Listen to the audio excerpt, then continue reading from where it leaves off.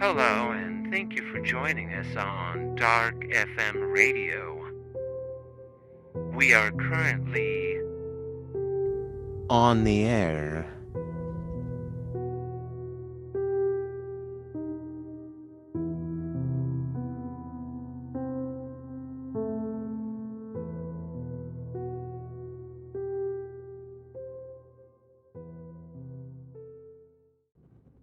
The Dixie standards are coming thick and fast now. Here's the Bridge City Jazzmen's version of another favorite, Jada.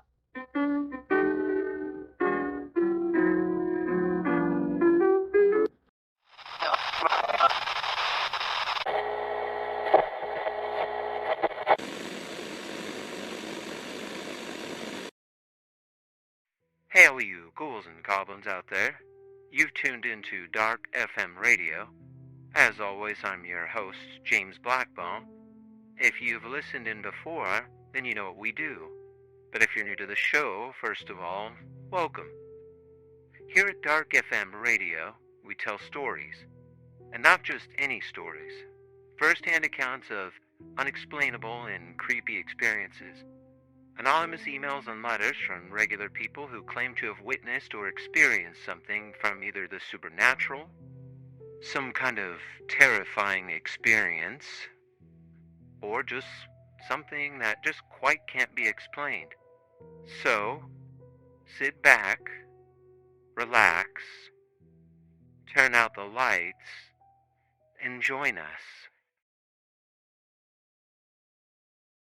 Our first story tonight makes you wonder, when you're at home alone,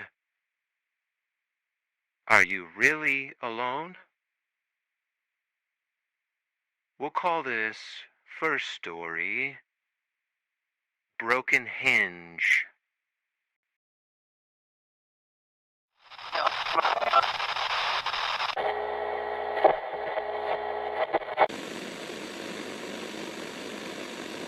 I lived alone in a small house in Upper Wisconsin.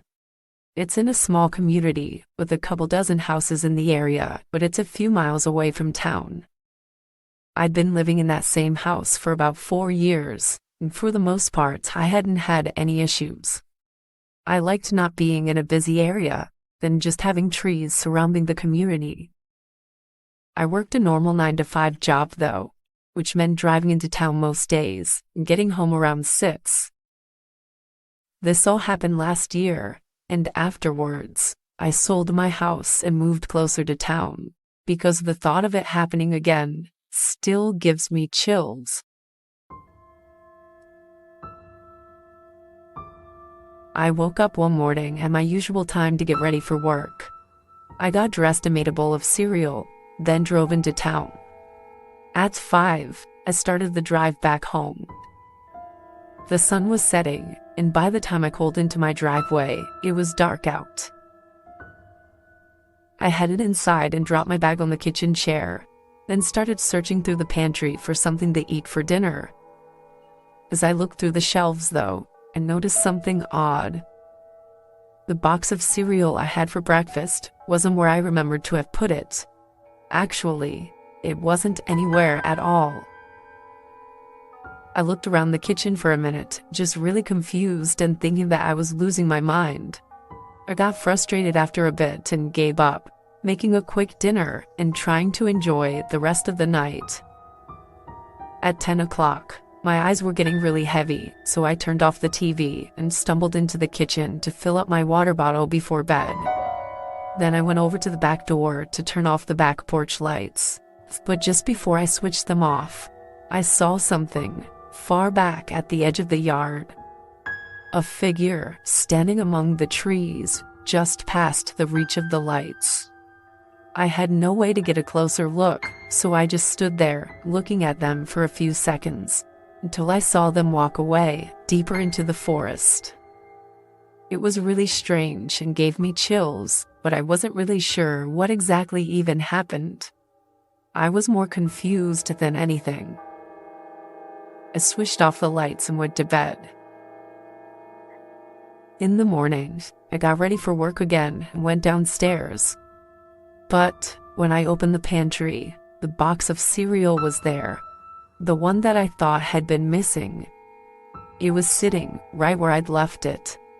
I figured I just missed it somehow and quickly ate and went to work. All day, though, I sat at my desk thinking about it. The more I thought of it, the more sure I was that it was not there yesterday. Then the figure by my house came to mind and only got me more freaked out. It was Friday, though, so I had the weekend to relax and collect myself. At 4, my boss let the staff go home early, which was a big relief for me because I couldn't focus anyways. I drove home, getting there just before 5. As soon as I stepped through the door, though, something was off. I didn't know what, but I could just feel it. I walked into the kitchen, and everything seemed to be in place. I froze. It came from the living room. "Hello?" I called out. It was quiet again. I stepped slowly to the entryway of the living room and scanned the room. I took a few more steps in and walked carefully through, checking behind everything. There was nothing, and no one. I went back by the front door, preparing to check upstairs, when I heard sudden footsteps shuffling through the kitchen. I turned my head and looked down the hallway. A man was standing at the far end, looking at me. It was like my brain and body just shut down for a second as we stared at each other. I spun around and swung open the front door. I heard his footsteps coming up behind me as I sprinted out of the house and ran all the way to my neighbor's house. They called the police for me and let me stay with them until they arrived. The man was of course gone by then, but they found one of the window hinges to be broken, allowing access to the home even when locked. They also found some disturbing evidence of the man having likely been spending hours inside my house, eating my food and everything. There was no way to tell how long it had been going on for. After that, I put my house up for sale and stayed with some relatives until I was able to move. I don't know if that man was harmful, or if he was just living in my house because he could, but I could never shake the sight of him standing at the end of my hallway, staring at me with those dead eyes.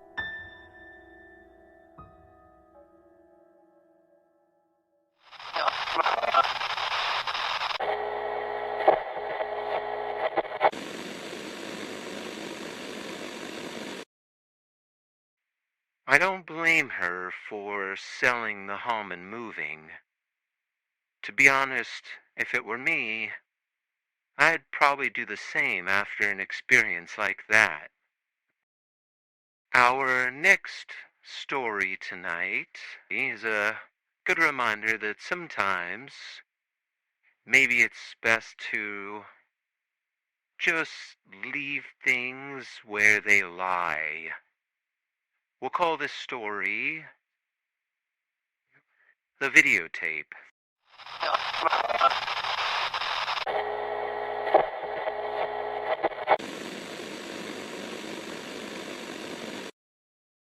So the events of the story still make me think back to that night, and I'm still trying to process what exactly happened.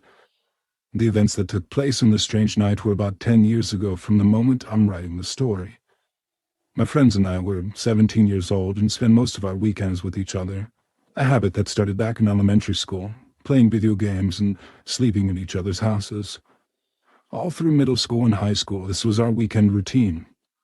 At one point during senior year, we decided that we wanted to mix things up a little bit by taking a little night drive. It was myself, who had a license and a car at this point, and my two friends, Robbie and Scott. My parents trusted us because, all things considered, we were good kids. The night started out like most nights. Scott and Robbie showed up at the house to sleep over for the night. We ordered some pizza, played some games, and just talked about school for a little bit. Shortly after 11 p.m., we decided to go for a ride. For no other reason than to listen to some music and just exchange some good old-fashioned conversation. We just drove for a while, turning down roads that we didn't even know existed, and before we knew it, We'd been driving for several hours, and I couldn't remember the last time we saw streetlights. It was extremely dark and desolate wherever we ended up driving. Around 1, maybe a little bit later, we were driving down this really eerie and very poorly lit road when we approached a car that was on the side of the road. But it was not just parked on the side of the road. It was kind of somewhat crooked, and the hood was tucked into the shrubs, almost as if though the car had lost control and got into an accident.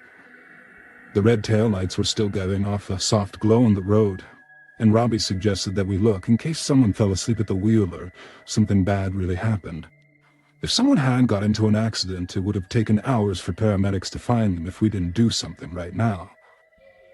We slowly and cautiously approached the vehicle. It was an older red Honda Civic. We got out of our car slowly and began approaching this red car. Robbie said in this really brave voice, "Hey, anybody there? You hurt?" And there was no response. And as we got closer, I shouted, "Wait."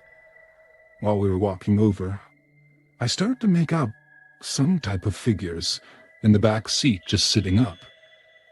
And Robbie shouted again, and this time with a bit of urgency in his voice, "Hey, are you okay?" Again, there was no response. No noise at all except for the motor of my car running several feet behind us. After a moment, Robbie finally said whatever and approached the red car, and we followed closely behind him, even though I felt something was wrong in my gut. We all were shaken with immediate fear as we went up to the window. There was, in fact, a person in the back seat, but almost more hauntingly, it was a mannequin, not a real person. And my first thought was, who in God's name would drive around with essentially a lifelike doll in the back seat? Admittedly, we got a good laugh out of this for a moment, but then the paranoia of this situation came back. Robbie continued to scream if anybody needed help or assistance, but there was still no response. And this is when I noticed that this mannequin had something in its plastic hands. It looked like some sort of tape, a VHS tape.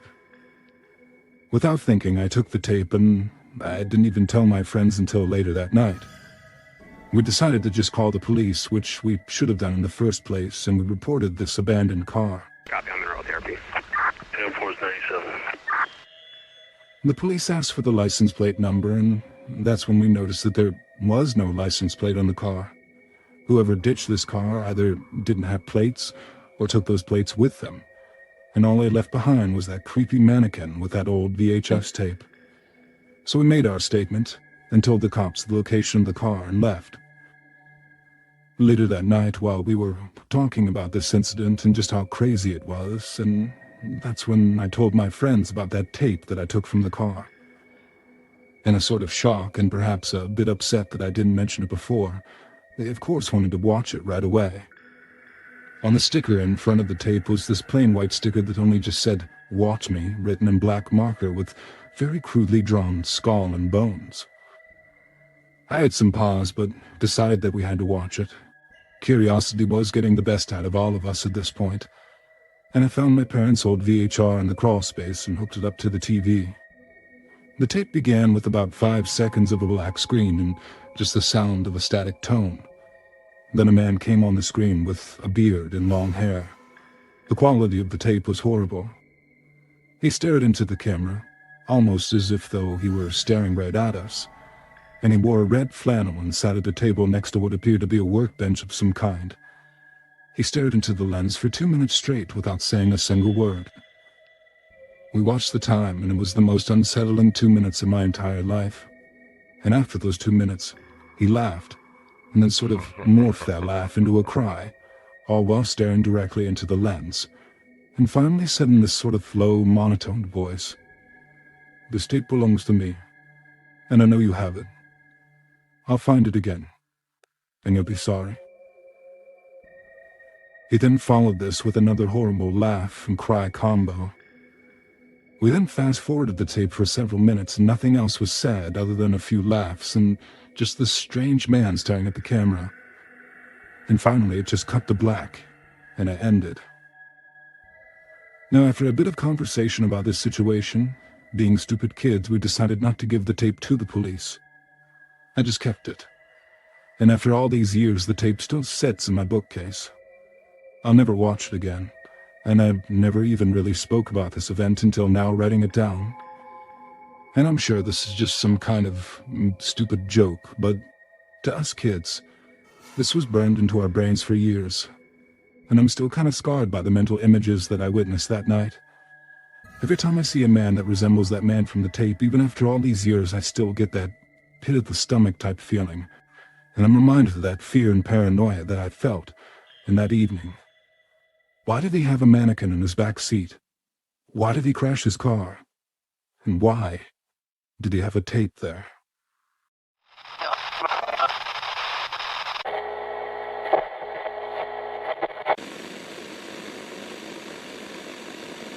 Lots of strange and mysterious parts about that story. Really makes you wonder, was that person just messing around, or is there something more sinister to that setup and the videotape? Now, there's only one person who will ever know the answer to that. Our final story tonight is a good reminder that even though sometimes we want to be alone so we can focus, maybe we should really look around and make sure that we're actually alone. We'll call this one The Mask.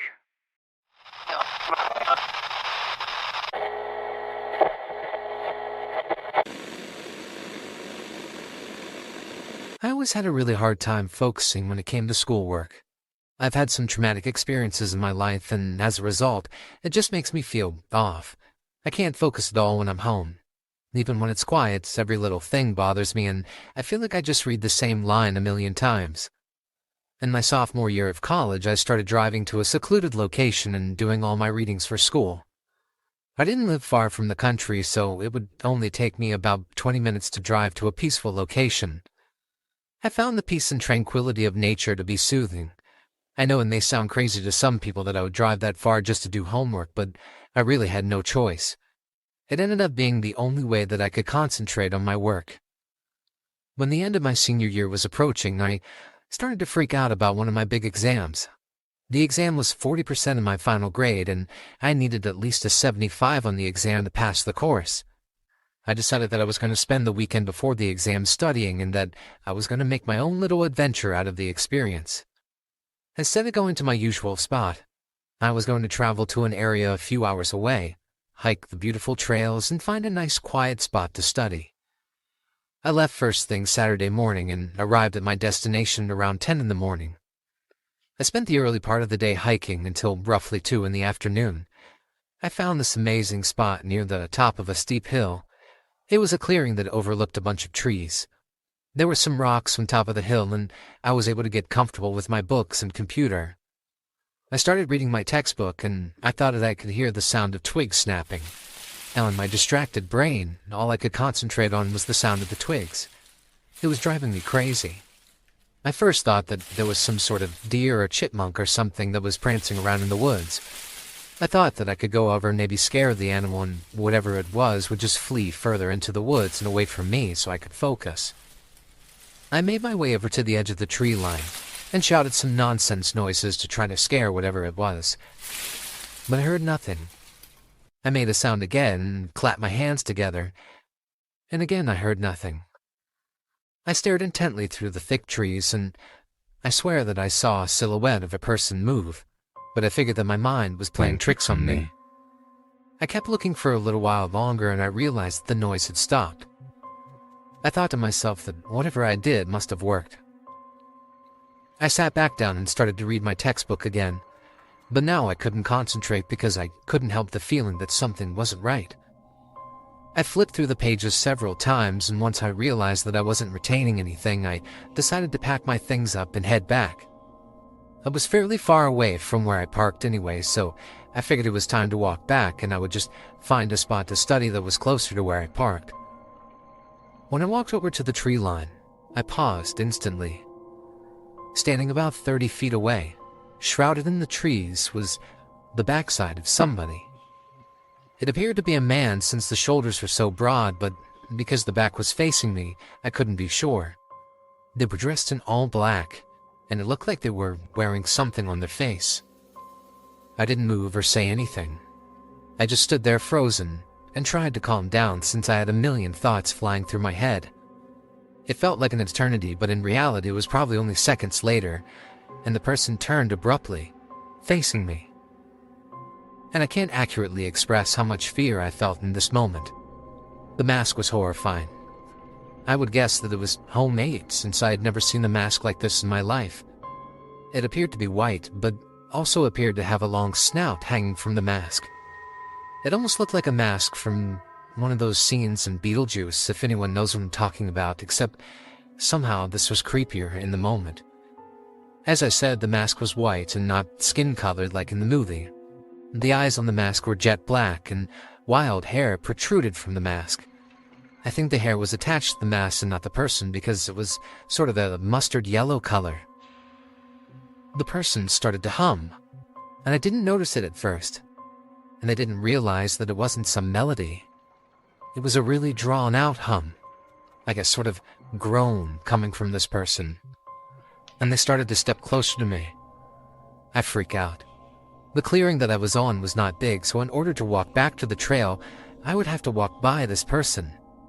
I couldn't slid down the hill, but I probably would have broken my computer and most likely broken my legs since it was extremely steep and very high up. This person started to run, full speed at me, still making that horrible groaning noise. I still can't even believe what happened next. The person ran at me, stops right in front of me. I'm frozen there. And they laugh.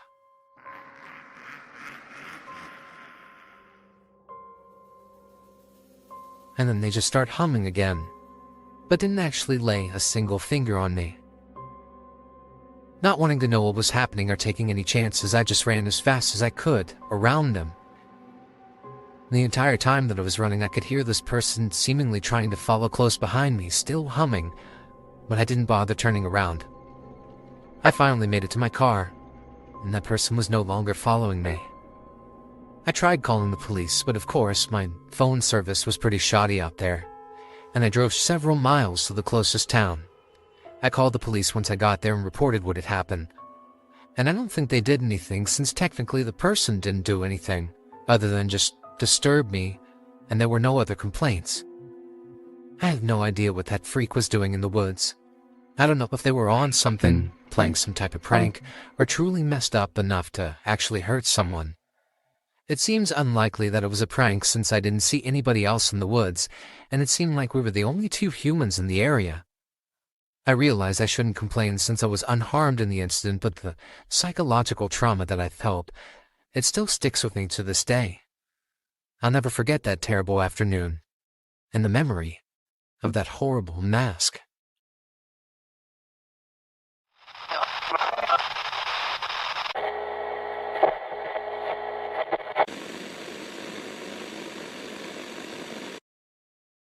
Wow, that could have gone much different and been much worse. I think our friend in that story probably got pretty lucky. Why the white mask? The creepy humming? I'd sure like to know, but unfortunately, we probably never will. Thank you for tuning in to another episode of Dark FM Radio. Credit our source for these stories, MJV Animations on YouTube, as well as Martin Animations you can also find on YouTube. Be sure to like and subscribe wherever you get your podcasts. It truly does help us. Thank you again for tuning into Dark FM Radio. Good night.